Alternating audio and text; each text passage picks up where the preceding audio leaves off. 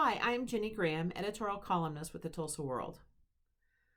The power to slow down or spread COVID-19 this fall lies not with doctors or public health experts, but with the personal responsibility standards of pre-K students to college kids. This is the situation elected lawmakers created with the passage of State Question 658.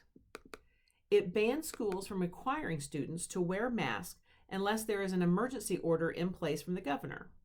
And Governor Kevin Stitt has stated he has no intention of issuing such an order. Masks are a basic safety precaution recommended by every credible medical and public health group in the world. The focus equally needs to be put on upping vaccine rates among youth. But until then, other layers of protection are necessary. The bill is bad public policy, passed in an expression of a warped view of freedom. It takes away a prevention measure and the flexibility of local school leaders to react swiftly in an ever-changing pandemic.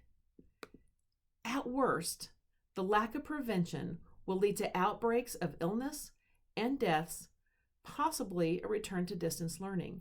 We are already seeing hospitals and rates shooting up. Mask wearing is certainly better than any of these potentials. Some parents have just now awakened to this information and have become social media warriors.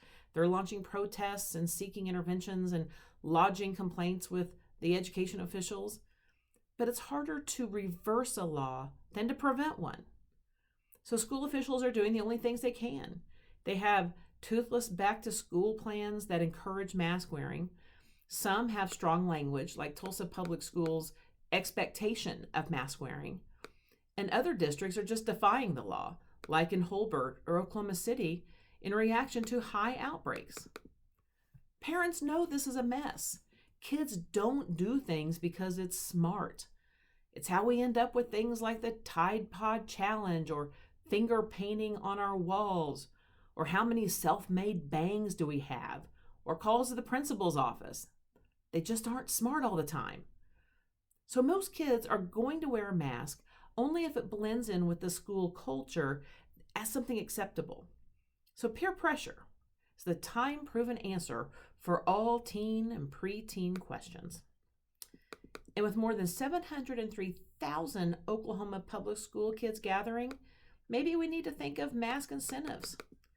So when I asked my own teens, one just rolled her eyes and said, I don't understand. So clearly I don't know what motivates teens. But my other child was specific about the school uniform. He said he would wear a mask every day, all day, if he didn't have to wear a school uniform or a spirit shirt all the time. So maybe free dress days are a way to go. Wear a mask, wear what you want. And think about that logic. Schools can mandate certain clothing, but cannot require proven public health protocols. So maybe teachers need to think about dropping a bad grade or giving extra credit for kids wearing a mask.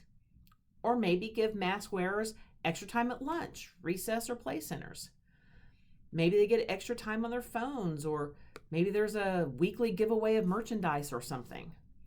But for certain, adults need to be good role models and wear a mask in schools and in other groups. Mask wearing is particularly important for young children who cannot get a vaccine.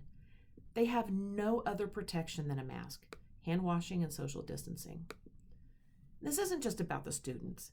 It's about who can get the virus from students. That includes school staff, family members, and anyone in the public who comes into contact with them. So as a refresher on how we got here, the bill was written by Senator Nathan Dawn, a Republican from Broken Arrow, and it was carried in the House by Representative Kevin West, a Republican from Moore. Then it became a political litmus test. It passed along party lines. In the Senate, it was approved 38-8, with only Democrats opposing.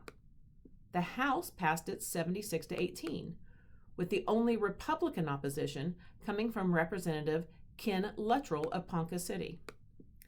And yet nothing about this virus is political. It doesn't check a political affiliation, race, gender, age, or even geography. It simply flourishes in groups and in close contact.